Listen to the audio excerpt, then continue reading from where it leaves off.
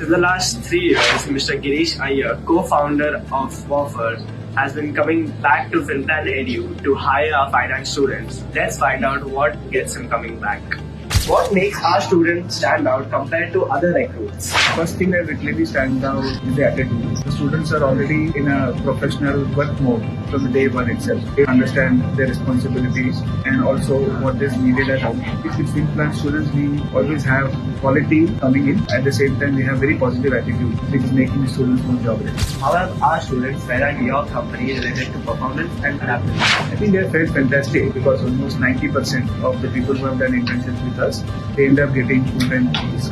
That itself is a good number as far as the performance is concerned. In what ways Finland's training helps the students to get success in the field?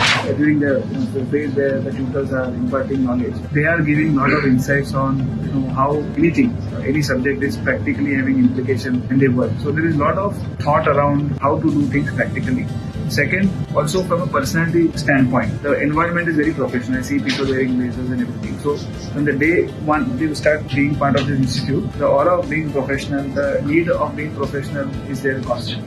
I think these are the two things which is making that happen. Thank you so much. Discover your potential with Finplan Edu's placements. Download our placement report today.